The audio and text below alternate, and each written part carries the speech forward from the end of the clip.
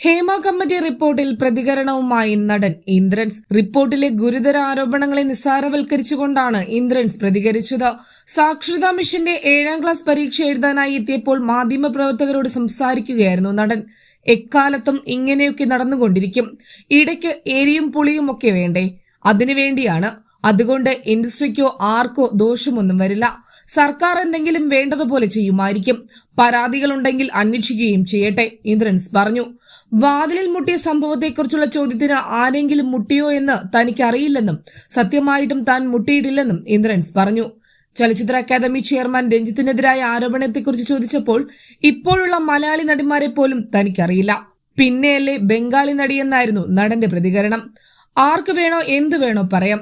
മുഖ്യമന്ത്രിക്കെതിരെയോ പ്രധാനമന്ത്രിക്കെതിരെയോ പറയാമല്ലോ. അതാണല്ലോ പെട്ടെന്നറിയുന്നത്. നേതൃസ്ഥാനത്തിരിക്കുന്നവർക്കെതിരെ പറയുമ്പോഴാണ് പെട്ടെന്ന് ചർച്ചയാകുന്നത്. അതിനെക്കുറിച്ചൊന്നും തനിക്ക് പറയാനില്ല.